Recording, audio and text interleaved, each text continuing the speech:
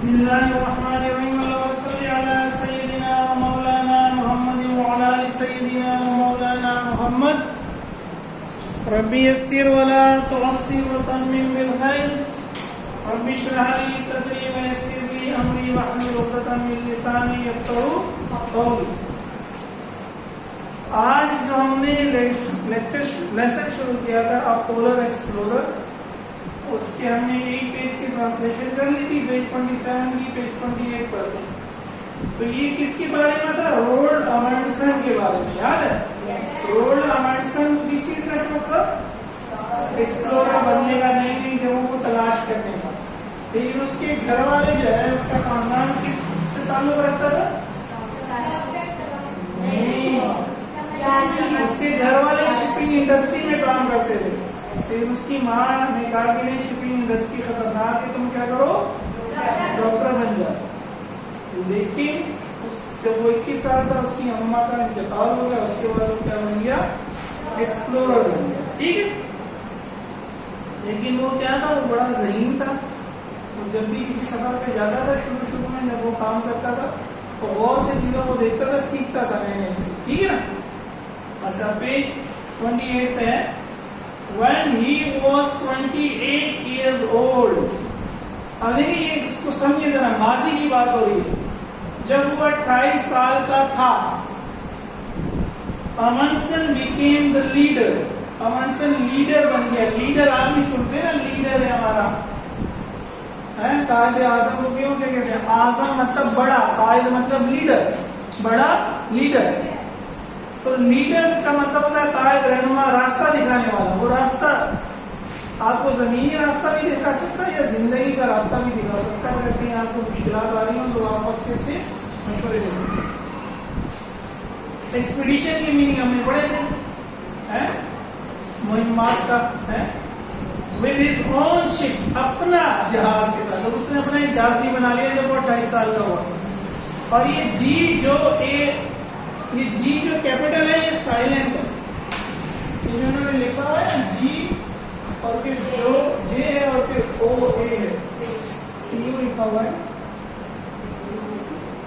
तो इसको पढ़ेंगे जोआ, तो क्या पढ़ेंगे? जोआ। ठीक है।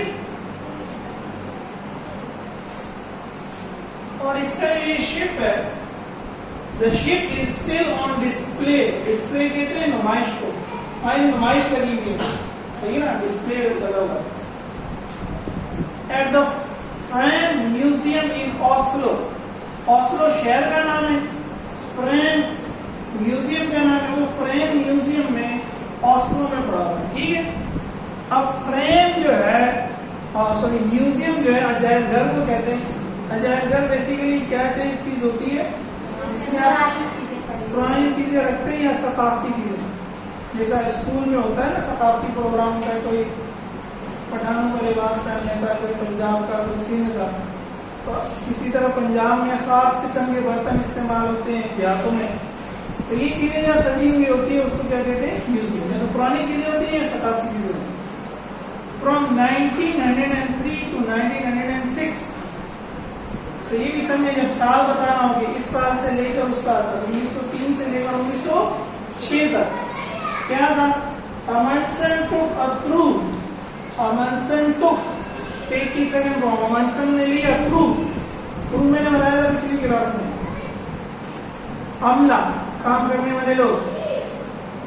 6 आदमियों का जोआ पर ऑन एन एक्सपेडिशन, एक मुहिम के लिए, to find a route. To find a, इसको राउट पढ़ते हैं, उर्दू में हम रूट कहते हैं। इस बस का रूट क्या है, मतलब इसका रास्ता क्या है, कहां से? इंग्लिश में क्या कहते हैं? राउट। ठीक है, उर्दू में भी राउट कहना चाहिए। Through the Arctic ocean, from the Atlantic to the Pacific. एक लाइन मिस कर दी। Through the north west passage, एक रास्ता मालूम करने के लिए शुमाल मगरबी गुजरगाह से। ठीक है, शुमाल मगरबी गुजरगाह का रास्ता लोगों को मालूम नहीं था, तो इसने कहा कि मैं ये रास्ता मालूम करता हूँ कि यहाँ से कैसे गुजरेंगे। ठीक है, समंदर के दरमियान बेसिकली एक रास्ता तलाश करना भी आगे हम पढ़ लेंगे। The north west passage is the name of the sea route. वो बता रहा है शुमाल मगरबी गुजरगाह एक समुद्री रास्ते का नाम है through the Arctic ocean. Arctic कहते हैं कुतुब शुमाली का, आगे हमने लिखा हुआ है ना, कुतुब शुमाली का एडजेक्टिव है बेसिकली। कुतुब शुमाली तो जो समंदर है from the Atlantic to the Atlantic और पैसिफिक दुनिया के दो बड़े बड़े समंदर हैं, एक बहरुल काहिल और एक बहरे ओकियानोस से, दोनों में से मुझे याद नहीं है कौन सा बाहर आता है। ये भी थोड़ा सा ज्योग्राफी है। इस लेसन को हम खत्म करते हैं जब इन चीजों को समझते हैं ना, अटलांटिक, पैसिफिक, नॉर्थ पोल और साउथ पोल अलग से समझेंगे, अभी तो इसकी ट्रांसलेशन नहीं। Due to the very cold temperature, इंतहाई ठंडे दर्जे हरारत की वजह से the area is frozen over, वो इलाका जमा रहता है। फ्रोजन क्या होता है? जमा हुआ, ठीक है, आगे लिखा जमा हुआ, बर्फ बना हुआ। वो पूरा इलाका जो है इंतहाई ठंड की वजह से जमा हुआ होता है। मोस्ट ऑफ द टाइम ज्यादा for a short while each year, थोड़ी देर के लिए हर साल, फॉर अ शॉर्ट वाइल थोड़ी देर के लिए, ठीक है, wait for a short while, थोड़ी देर के लिए इंतजार करो। तो ये इनको इस्तेमाल करना सीखे।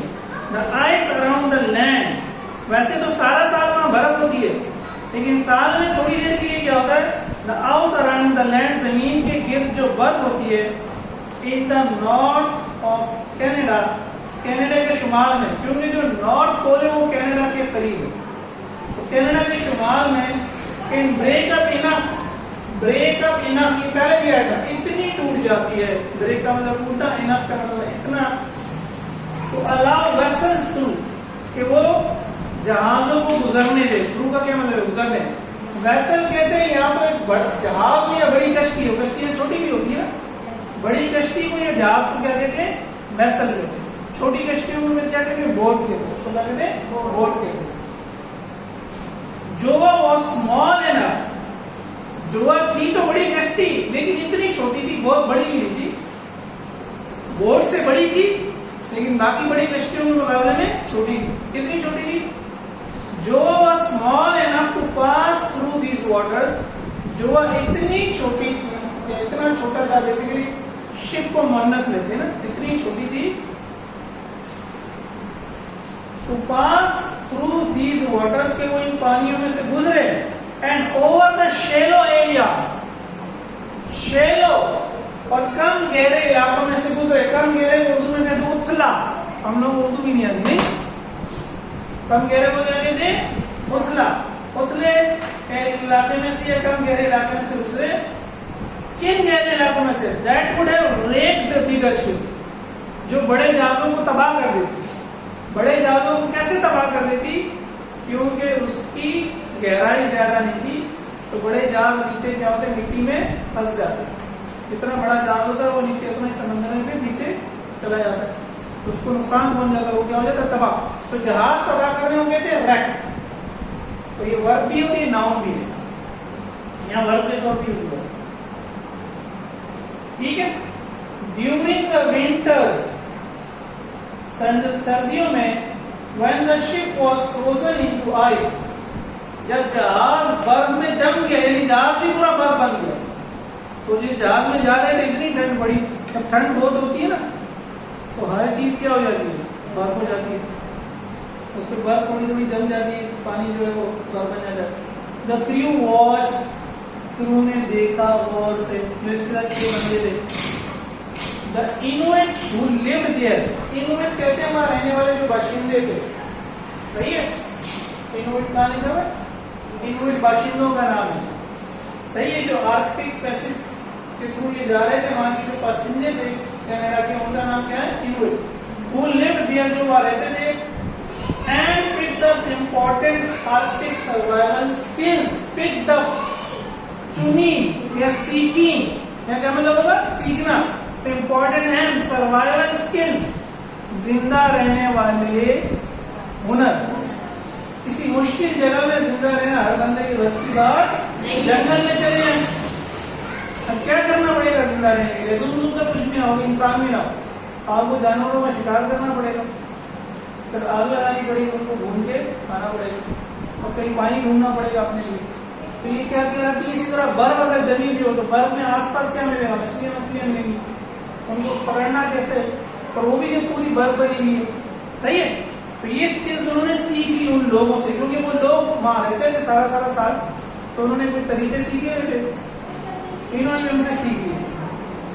सच है जैसा कि मतलब बहुत से तरीके थे, जैसा कि एक तरीका क्या था, यूजिंग डॉग, कुत्तों को इस्तेमाल किया जाए टू ट्रेवल बाय स्लेज, बर्फ गाड़ी से सफर करने के लिए। स्लेज कहते हैं बगैर पहियों वाली बर्फ गाड़ी। अब सवाल ये कि बगैर पहियों वाली बर्फ गाड़ी क्यों इस्तेमाल कर रहे थे बर्फ के ऊपर? और भाई बर्फ में पहिया कैसे चलेगा? स्लिप होगा। बहुत शाबाश। आप बर्फ पे नहीं चल सकते, आप स्लिप हो जाएंगे, क्योंकि आपके पाँव का जोर पड़ता है, बर्फ थोड़ी सी पिघलती है, वहां पानी आ जाता है तो आप करते हैं स्लिप होना शुरू हो जाते हैं, या वैसे भी मुश्किल होता है, खतरा होता है। तो इसलिए क्या कहते हैं, वो गाड़ी को खींचते हुए ले जाते हैं कुत्ते। टायर को थोड़ी सी रगड़ चाहिए होती है जमीन में। आप देखते हैं ना, बारिश होती है तो गाड़ियां स्लिप होती है, तो आईसी सर्विस पे गाड़ी के टायर नहीं चल सकते। वो तख्ते लगे हुए होते हैं, सब में तख्ते, संदूक इस तरह का होता है, उस तरह बंदे बैठे होते हैं और घोड़े या कुत्ते खींच रहे होते हैं, या वो कह रहे कुत्ते खींच रहे होते हैं।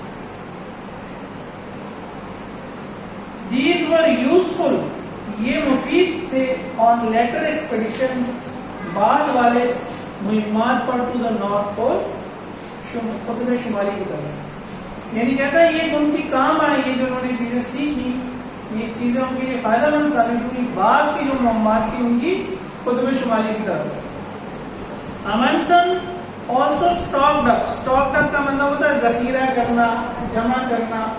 अमंडसन ने क्या किया? जखीरा किया, जमा किया। क्या जमा किया? फर कहते हैं, देखिए जानवरों के बालों को, या जब जानवर मर जाता है उसकी खाल आप निकाल लेते हैं, तो वो खाल के ऊपर बाल भी होते हैं, तो या तो सिर्फ जानवरों के बाल या बालदार खाल, खासकर ऊन वाले जानवर जैसे भेड़ होती है, ठीक है ना, वो गर्म कपड़े बनाने के काम आती है।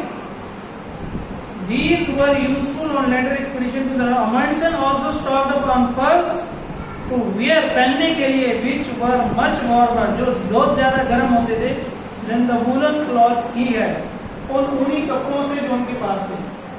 यानी अगर हम खाल की जैकेट पहन लें तो वो गर्म होती है, और आम कपड़े सर्दियों में इतनी गर्मी नहीं देते। सही है। तो उसने क्या की, जानवरों की खालें रख ली ताकि सर्दी में उसको पहने और क्या रहे, उससे गर्म है, जैसे कि ऊनी कपड़े पहने, वुलन क्लॉथ्स इसको कहते हैं, ऊनी कपड़ों को। ठीक है। Getting to the north pole was a challenge, north pole पहुंचना जो है वो एक चैलेंज था। ठीक है, यानी मुश्किल काम था। चैलेंज किसको कहते हैं? मुश्किल काम। First Amundsen tried to go by ship, पहले अमंडसन ने ये शिप कहते हैं समुद्री जहाज को, जहाज से जाने की कोशिश की, but it got stuck in ice, लेकिन वो बर्फ में फंस गया। नॉर्थ पोल जाने की कोशिश में वो क्या हुआ, बर्फ में फंस गया, क्योंकि बर्फ जमी हुई थी, अब कैसे जाए, फंसी गया वो। He had to think of another way, उसको सोचना पड़ा दूसरे रास्ते का, to achieve his goal, achieve का मतलब है हासिल करने के लिए, his goal, goal कहते हैं मकसद को, अपना मकसद, and decided to travel by plane, और उसने हवाई जहाज से सफर करने की फैसला किया। डिसाइड का क्या मतलब है? फैसला। यानी कुछ जगह तक हवाई जहाज के जरिए चले जाए, फिर आगे किसी और जरिए से चला जाए, जहां तक हवाई जहाज जा सकता है। द फर्स्ट अटेम्प्ट, पहली कोशिश, इन 1925 में वॉज डेंजरस, खतरनाक भी थी, एंड अनसक्सेसफुल, और नाकाम भी थी। अगेन अनसक्सेसफुल, सक्सेसफुल किसको कहते हैं? कामयाब को। तो देखिए सक्सेसफुल से पहले अन लगा दिया, इस अन ने कामयाब को क्या बना दिया? नाकाम बना दिया। इसको कहते हैं प्रीफिक्स, इसको क्या कहते हैं? ऐसा लफ्ज जो किसी दूसरे लफ्ज से पहले आके उसकी मीनिंग चेंज कर दे, वो क्या कहलाता है? प्रीफिक्स। जैसे पॉसिबल का क्या मतलब होता है? मुमकिन, जो काम हो सकता है। इम्पॉसिबल, नामुमकिन। इम ने क्या कर दिया? Meaning change. तो ये प्रीफिक्सेस और सफिक्सेस बड़े इंपॉर्टेंट है, अगर हमें ये आते हो तो बहुत सी वर्ड्स की मीनिंग हम खुद ही कि अन जो है वो का मतलब होता है नॉट सक्सेसफुल, तो नॉट सक्सेसफुल को उर्दू में क्या कहेंगे? नाकाम। इम्पॉसिबल भी नॉट पॉसिबल, तो नॉट पॉसिबल को उर्दू में क्या कहेंगे? नामुमकिन। ठीक है, तो ये ध्यान में रखिए। फाइनली इन 1926 बिल आखिर 1926 में Amundsen made it to the north pole. Amundsen made it to the north pole, Amundsen उत्तर शुमाली तक पहुंच गया। मेड इट, बना लिया उसने इसको। तो क्या बना लिया? तो मतलब ये फ्रेजल वर्ब टाइप कीजिए कि वो उस तक पहुंच गया, उस तक रास्ता बना लिया उसने। 3 अदर पीपल क्लेम, 3 दूसरों लोगों ने भी दावा किया। क्लेम का क्या मतलब होता है? दावा किया। सेपरेटली, अलग अलग, जुदा जुदा। To have got to the north pole, to have got to, ये हमने पहले पढ़ा था। गॉट टू क्या मतलब होता है? पहुंचना। नॉर्थ पोल कुतुब शुमाली की तरफ। बिफोर अमंडसन, अमंडसन से पहले। But all of these have been disputed, लेकिन ये सारे मुतनाज़ा थे। यानी उन तीनों ने जो दावे किए थे, उन दावों की जो बात थी उनकी मुतनाज़े थी। कोई या तो सबूत नहीं दे सके या लोगों ने माना नहीं कि आप क्या कहते हैं नॉर्थ पोल तक पहुंचते। लेकिन अमंडसन को मान लिया कि हाँ भाई, लोगों ने देखा भी, इजाज़ में किया। शायद उस वक्त तक रेडियो वगैरह भी इजाद हो गया होगा, बिल्कुल नहीं हुआ होगा। तो अमंडसन को माना जाता कि वो पहला बंदा है जो नॉर्थ पोल तक पहुंचा। हमने पूरी रीडिंग कर ली। अब मैं दोबारा जल्दी जल्दी से रीडिंग कर रहा हूँ, पूरे पूरे जुमले बनाने की कोशिश करता हूँ ताकि थोड़ा सा आपको मजीद क्लियर होगा। सही है? When he was 28 years old, जब वो 28 साल का था, Amundsen became the leader of expeditions with his own ship Joa. Amundsen जो है वो मुहम्मद का लीडर बन गया अपने जहाज जोआ पर। The ship is still on display at the Fram Museum in Oslo. जहाज अब भी नुमाइश पर रखा हुआ है ऑस्लो के फ्रेम अजायब घर में। From 1903 to 1906, Amundsen took a crew of 6 men on Joa on an expedition to find a route to the North-West Passage. 1903 से 1906 में अमंडसन ने गोवा पर 6 लोगों का एक अमला लिया एक मुहिम पर, ताकि वो रास्ता मालूम करे शुमाल मगरबी गुजरगाह से गुजरने का। The North-West Passage is the name of the sea route. North-West शुमाल मगरबी गुजरगाह उस समुद्री रास्ते का नाम है। थ्रू द आर्कटिक ओशियन, जो कुतुब शुमाली के समंदर से गुजरती है। From the Atlantic to the Pacific, Atlantic से पैसिफिक जाने के लिए। यानी एक बड़ा समंदर है अटलांटिक, एक दूसरा बड़ा समंदर है पैसिफिक। अगर आपने अटलांटिक से पैसिफिक जाना है तो बीच में एक और समंदर आ रहा है जिसको क्या कहते हैं? Arctic ocean. सही है? और आर्कटिक ओशियन से गुजरने वाली एक आर्कटिक ओशियन की जो शुमाल मगरबी गुजरगाह है उससे जाना पड़ता है अगर आपने पैसिफिक से जाना है अटलांटिक। ठीक है?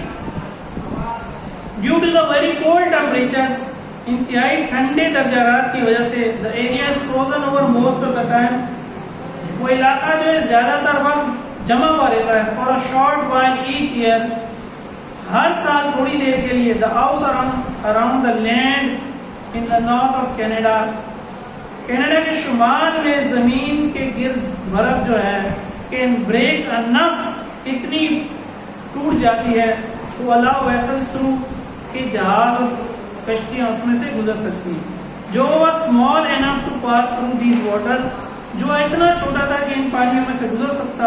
And over the shallow areas, और उन कम गहरे इलाकों में से that would have wrecked bigger ship, जो बड़े जहाजों को तबाह कर देते। During the winters when the ship was frozen into ice, सर्दियों में जब जहाज बर्फ बन जाता था, the crew watched the Inuit who lived there, तो उसके अमले ने इन्यूट लोगों को देखा जो वहां रहते थे। And picked up important Arctic survival skills, और उन्होंने निहायत ही अहम कुतुब शुमाली की जिंदा रहने के हुनर सीख लिए। सच है जैसा कि using dogs to travel by sled, कुत्तों को इस्तेमाल करना बर्फ गाड़ी पर सफर करने के लिए। These were useful on later expeditions to the North Pole. ये हुनर बाद में कुतुब शुमाली की तरफ की मुहिमात में उनके काम आई। अमंडसन also stocked up on furs. अमंडसन ने जानवरों की बालदार खालें भी जमा की, टू वियर पहनने को, which were much warmer than the woollen clothes he had, जो ऊनी कपड़ों से बहुत गर्म थी जो उसके पास मौजूद थे। Getting to the north pole was a challenge, अब बता रहे हैं कि वो नॉर्थ पोल गया, अब ये सफर तो हो गया, ये तो उसने कर लिया, अब वो नॉर्थ पोल पहुंचना चाहता। नॉर्थ पोल पहुंचना एक मुश्किल काम था। First Amundsen tried to go by ship, पहले अमंडसन ने समुद्री जहाज से जाने की कोशिश की, but it got stuck in ice, लेकिन ये बर्फ में फंस गया। He had to think of another way, उसको दूसरे रास्ते का सोचना पड़ा, टू अचीव हिज गोल, अपना मकसद हासिल करने के लिए, and decided to travel by plane, उसने हवाई जहाज से सफर करने का फैसला किया। The first attempt in 1925 was dangerous and unsuccessful, 1925 की पहली कोशिश खतरनाक और नाकाम थी। फाइनली 1926, फिर आखिर 1926 में Amundsen made it to the north pole, Amundsen north pole का हिम्मत नहीं आ रही, ये जिंदगी का उसूल है। वो मदर टू सन में भी इसी का करना, हिम्मत नहीं आ रही, सफर जारी रखना है। Three other people claimed separately to have got to the North Pole before Amundsen, but all of these have been disputed. तीन दूसरे लोगों ने भी अलग अलग नॉर्थ पोल पहुंचने का दावा किया है, लेकिन अमंडसन से पहले, लेकिन ये तमाम जो है मुतनाज़ा हैं, यानी इनको लोगों ने माना नहीं है।